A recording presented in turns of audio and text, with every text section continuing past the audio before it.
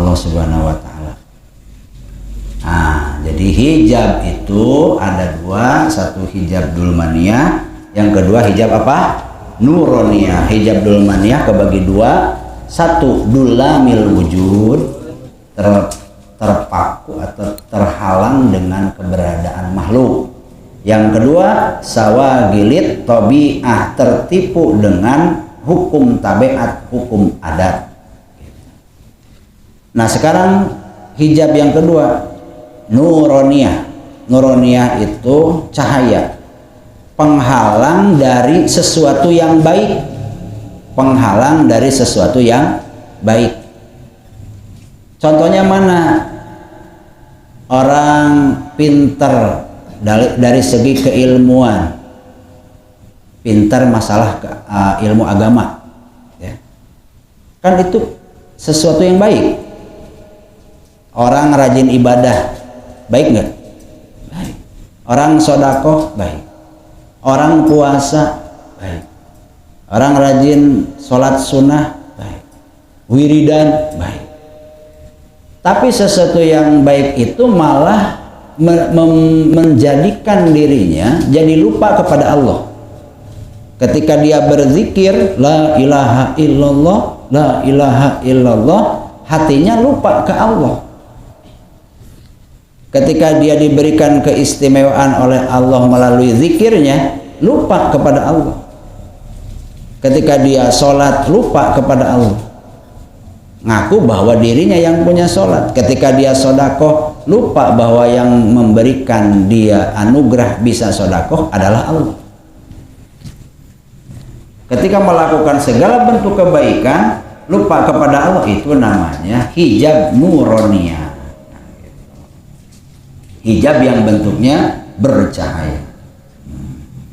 Dan ini adalah rata-rata orang yang beriman. Setan menjebaknya dengan hijab nuroniyah. Ada bahkan seorang muridin, orang yang sudah mulai suluk kepada Allah Subhanahu wa taala, dia ingin makrifat, dia ingin wusul, dia ingin mukasafah, mufatahah, mujalasah dan sebagainya, tapi dia terhijab dengan keinginannya. Ada orang yang ilmunya luar biasa banyak, pintar, tapi dia terhijab dengan ilmunya sampai lupa kepada Allah. Setan sebenarnya. Setan pintar, gurunya malaikat 40 tahun. Rajin ibadah ribuan tahun. Lupa bahwa yang membuat dirinya bisa seperti itu adalah Allah. Maka muncul sifat takabur. Ketika Nabi Adam datang jadi khalifah, dia nggak nerima, heula. Kan aing nu panglilana teh cenah. Kan aing nu pangpinter teh. Kunaon si eta nu dipilih cenah. Sirik ayeuna mah kitu nya data kabur teh. Ketika kata Allah, sujudlah kalian kepada Nabi Adam, sujud penghormatan. No, enggak mau saya. Nih. Karena saya lebih mulia dari dia kan gitu. Saya diciptakan dari api, dia diciptakan dari tanah. Padahal tanahnya Nabi Adam tanah yang paling bagus. Dan kalau kita bisa jadi tanah sengketa. Ada yang jadi tanah kuburan, tanah lempung, tanah liat. Air diciptakan tanah pasos, tanah wakaf. Dijual we tanah wakaf. Anu ribuh tanah sengketa, hirupna sengketa jeung sengketa. Cinta tangga sengketa, jeung pamajikan sengketa, jeung Allah sengketa gitu. Aya nu rada bedegong tina tanah liat eta mah nya. Saya kulihat-lihat ini cenah kalakuan begitu. Apa hipu tapi lihat, nelayan gitu. Para Nabi Adam diciptakan dari tanah yang paling bagus ya, tetap ya, dipandang sebelah mata oleh setan karena ketakaburan. Itulah hijab nuroniyah. Tetapi sebaliknya walman uminallah, kalau kita tidak diberi oleh Allah, artinya tidak diijabah doa, tidak seperti orang lain yang mendapatkan apa yang diinginkannya. Ihsanun hakikatnya adalah kebaikan. segala bentuk cita-cita kita tidak terwujud, doa kita tidak terkabul, usaha bangkrut, onde kawin gagal, gawe di PHK, pokoknya tengah-tengah. Ihsanun hakikatnya adalah kebaikan dari Allah.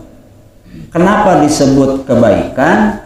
Haitsu lam yagib qalbuka anhu bahwa wa in kana man andohiran atau an batina li'annahu alzamaka alwaqfa bibabihi wa apaka min wujudihi jabihi.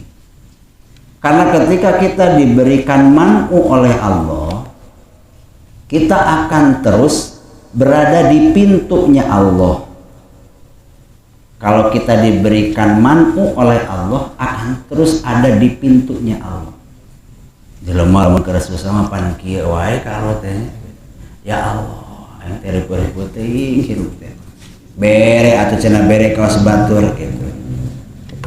Kalau diberikan terus kemewahan, kesenangan, apa yang diinginkan, oh ngaji pasti.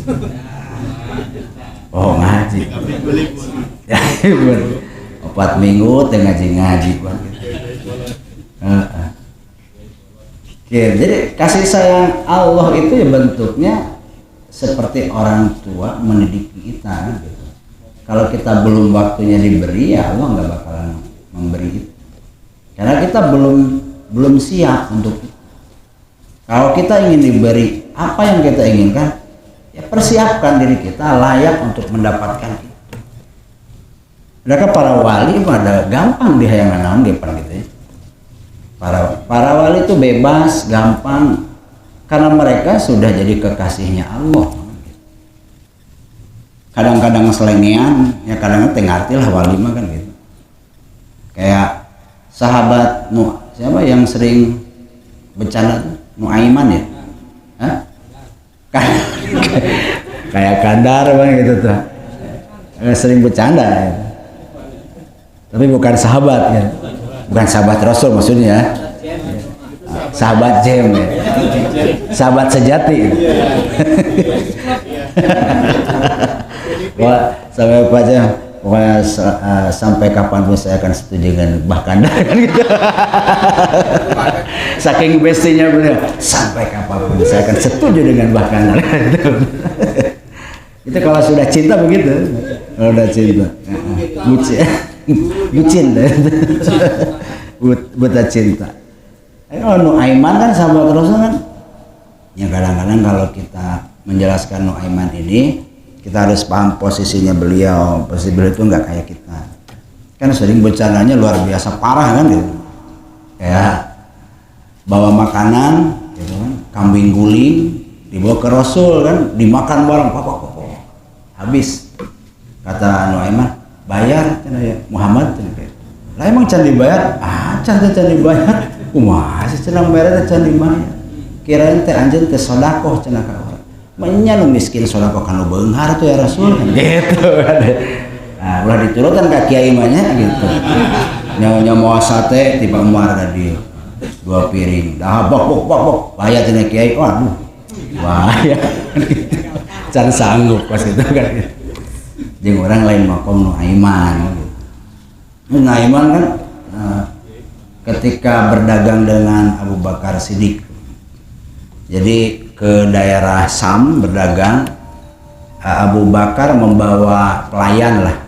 Katakan pelayannya Pak Agus gitu namanya. Jadi Pak Agus ini pelayannya Abu Bakar Siddiq. Nuaiman ketika di tempat peristirahatan itu ada makanan di meja tapi miliknya Abu Bakar. Nuaiman lapar, pas mau makan dilarang sama Pak Agus, jangan, itu miliknya Abu Bakar, nggak boleh dimakan gitu. Dilarang-larang, akhirnya kesel kan. Nuaiman kesel, nyari orang di tempat pasar jual beli budak. Kalau zaman dulu kan ada perbudakan. Saya punya budak sehat luar biasa, nurut tapi banyak ngomong gitu. Kadang-kadang ngomongnya ngelantur. Kalau Anda mau beli, saya jual murah, didiskon kan gitu, diobrang. Akhirnya ada yang beli tuh, kan? Ada yang beli, datanglah ke tempat peristirahatan. Ini Pak Agus langsung diikat, dipanggul kan? karena udah dibeli kan gitu. Pak Agus ngomong, saya mah bukan budak, saya mah orang biasa. Dia nggak percaya karena sudah dikasih disclaimer sama Nuaiman. Dia itu banyak ngomong, kalau ngomong ngelantur, makanya nggak percaya. Dibawalah ke tempat perbudakan. Kan dapat duit tuh, dapat duit dibeliin 10 onta. Gitu. Pas Abu Bakar datang, mana Agus? Dijual. Apa dijual? Itu onta di mana? Duit tina hasil menjual Pak Agus. Akhirnya karena yang beli itu sama-sama relasinya Abu Bakar, ditebus lah kan gitu. Ditebus balik lagi, dibawa lagi Pak Agus. Sampai seperti itu maksudnya Nuaiman. Berani seperti itu karena beliau adalah Habibullah, bukan Habib, waliullah. Beliau walinya Gusti Allah. Tapi kalau kita bukan wali mah ya jangan ngikutin makom beliau gitu maksudnya. Ya banyaklah wali mah kadang-kadang ya selengean kan gitu, kadang-kadang banyak bencana, kadang-kadang ya mintanya juga sombong kalau ke Allah kan gitu. Kayak ada seorang wali namanya Barakh kan gitu. Barakhun Barakh gitu. Jadi Barakh ini seorang wali besar ya. Kalau wali Barakh. Nabi Musa ketika sholat minta hujan teh istisqa gitu. Jadi ijabah ku Allah. Cok Nabi Musa teh, ya Allah kunaon cenah doa orang teu diijabah. Padahal kan orang nabi cenah kan gitu. Cek Allah teh sabab aya di antara kaummu yang sering menggibah orang lain, menggosip orang lain. Jadi itu penghalang ijabah doa. Kata Nabi Musa, saha cenah jelema ku aing tegeulan nya jelema teh. Usir. Cek Allah wali bejaan pan orang ngalarang ngagibah, banyak orang ngagibah batur kan gitu. Itu bejaan. Terus harus gimana saya ya Allah? Cari wali yang namanya Barakh kan gitu. Barakhun. Ya karena sama-sama satu wali satu nabi punya masing-masing, ketika dicari kan dari cahaya ya. Kalau kita wali, kita akan melihat ada cahaya yang membentang ke langit dari satu daerah, berarti di sana tandanya ada wali gitu. Makanya Nabi Musa nyari Barakh itu gampang, cahaya membentang ke langit, oh di sana tuh ada Barakh. Dicari ketemu, kemudian kata Nabi Musa, saya diperintahkan oleh Allah untuk menemuimu. Untuk apa? Untuk meminta hujan kepada Allah melalui salat istisqa. Barakh, ya Barakh orang selengean, ambung cenah orang kudu salat istisqa mah. Sok maneh cenah salat istisqa mah kan. Terus harus gimana? Ya berarti saya doa aja lah kan gitu. Kan bahasa doanya, isi doanya sedikit agak songong kalau kita dengar gitu. Kata Barakh, ya Allah, ari anjeun teh geus eleh ku hujan cenah gitu. Moanya hujan ayeuna hayang turun ku anjeun ditahan, atau hujan ku anjeun titah hujan bung nurut kan gitu. Turunkeun we gitu. Ya Allah, moanya anjeun teu ijabah doa hamba anjeun ku pedah aya jelema anu sok maksiat, kan terugi anjeun mah ku jelema anu maksiat. Geus turunkeun lah tong loba lila, langsung turun hujan kan gitu. Doana gitu. Cobaan gitu baca gitu. Ya Allah gitu. Kamu rugi anjeun mereka beungharan ka urang mah. Bere atuh urang beungharan gitu. Langsung datang bentar gitu. Bledak gitu ya. Parah gitu. Orang lain wali ulah nurutan kadinya kan. Nah itu kalau jadi wali ya seperti itu. Layakan diri kita, pantaskan diri kita untuk mendapatkan posisi di sisi Allah Subhanahu wa taala. Di antaranya ya kita harus terus berhusnudzon kepada Allah. Allah berfirman dalam Al-Qur'an, asa antakrahu syai'an wa huwa khairul lakum wa asa antuhibbu syai'an wa huwa syarrul lakum. Bisa jadi menurut kita apa yang kita dapatkan adalah sesuatu yang salah, yang rugi, yang tidak nikmat, tapi menurut Allah itulah yang paling baik. Gitu. Bisa jadi menurut kita ini yang harus kita dapatkan, ini yang terbaik untuk kita, ini yang kita inginkan, tapi menurut Allah syarrul lakum, sesuatu yang paling jelek untuk kalian. Allah ya'lamu antum la ta'lamun, kuncina eta. Allah maha uninga, urang mah teu nyaho naon-naon gitu. Berarti kan diberi rugi orang teu nyaho arek kumaha, diberi untung ge orang teu nyaho arek kumaha. Diberi keuntungan kita tidak tahu apa yang akan terjadi di kemudian hari. Diberi kerugian pun kita tidak tahu apa yang akan terjadi di kemudian hari. Kalau sama-sama yang nggak tahu, berarti kata Allah, ya sudah sikapi dengan biasa-biasa saja. Sehingga nikmat itu tidak menjadi fitnah, musibat pun tidak menjadi fitnah untuk kita. Likailah tasau alama fataku, wala tafrahu bima ataku. Kenapa Allah memberi kepada kita? Supaya kita dididik untuk tidak terlalu senang ketika mendapatkan sesuatu sampai lupa kepada Allah. Kenapa Allah memberikan musibah? Supaya kita tidak putus asa ketika kehilangan sesuatu. Kan itu harus ditempa, harus dilatih dengan bukti nyata di kehidupan kita sehari-hari. Maka kesimpulannya, kalau kita diberi oleh manusia lupa kepada Allah, itu hakikatnya adalah musibah, hijab. Kalau kita diberi oleh manusia, usahakan untuk ingat kepada Allah, kan? Untuk ingat kepada Allah bahwa itu adalah pemberian dari Allah, hakikatnya lewat tangan-tangan manusia. Kalau kita diberikan keuntungan dengan pekerjaan kita, harus ingat hakikatnya itu dari Allah, melalui tangan kita, melalui tenaga kita. Ya. Seandainya kita lupa, maka itu akan menjadi hijab. Orang sakit, tapi ingat bahwa sakit itu dari Allah. Cek dohir marugi, cek batin mah untung. Karena wali-wali Allah mah diberi gering tepan atoh. Sabab kergering sok loba inget ke Allah. Aya ari kos urang mah diberi gering teh jadi ngarasulat jadi boga. Aya teh kieu wae cenah kitu. Teu cagur. Aya geus batur atuh cagur. Dibere sangsara, nya urang mengeluh deui. Aya teh kieu wae. Batur mah beung harus ka mana-mana. Aing mah sangsara di dieu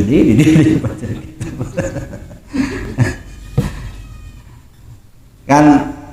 Inilah salah satu karakter pemikiran Syekh Ibnu Athaillah. Jadi selalu memberikan rasa optimisme kepada kita. Kalau kita mengamalkan ini, kan kita tidak akan terpengaruh dengan keadaan apapun gitu. Datang nikmat ya biasa, datang musibat ya biasa. Karena kita sudah tahu hakikatnya akan kemana. Syekh Ibnu Athaillah ini selalu memberikan motivasi, sifat atau sikap optimisme gitu. Sehingga membuka kacamata batin kita untuk melihat ke dalam bahwa segala sesuatu dari Allah itu pada dasarnya adalah baik. Kenapa dianggap tidak baik?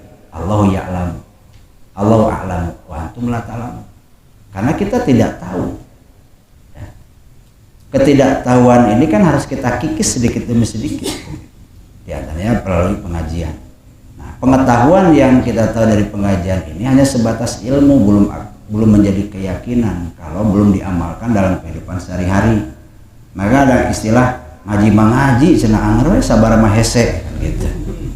Yang mending daripada ayeuna teu bisa sabar teu daek ngaji ban gitu.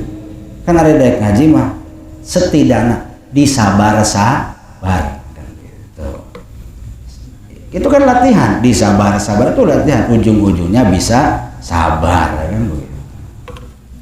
Dan kalau kita ngaji itu berbagai macam cara bisa kita laksanakan gitu. Berbagai macam cara bisa kita laksanakan. Misal gini, kita selalu terganggu dengan keadaan, dengan lingkungan.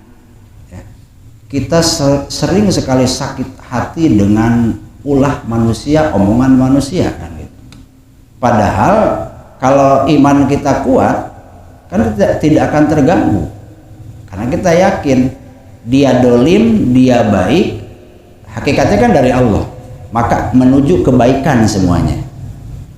Cuman masalahnya kan iman kita masih ya kadang naik kadang turun, lobana mah turun gitu ya, ketika mabes kehanapkan gitu, maka tuh bisa sabar. Maka cara yang lain menurut Imam Ghazali berarti dohir lawan dohir gitu. Sehingga Imam Ghazali menawarkan konsep ujlah, ya udah ujlah atuh. Kalau orang boga tetangga pika sebeleun, batasi komunikasi, batasi untuk bersosialisasi. Udah hese boga disabar-sabar ge pika keheuleun jelmana kan. Boga beungeut teh tetangga teh beungeut tenggeulun cenah kan. Sal panggih teh purup teh hayang neungeul we gitu. Omonganna setik seetik teh pika nyerieun hate. Lamun orang teu bisa menyikapi lewat kesabaran yang keimanan, ambil konsep dohir yang ditawarkan Imam Ghazali, ujlah, batasi komunikasi, social distancing kan gitu. Batasi sosialisasi kan gitu. Ulah lewat tinggal jeung jelema nu kitu geus puguh pirebeteun kana hate kan gitu nya. Dipusingkeun kana pikiran kan.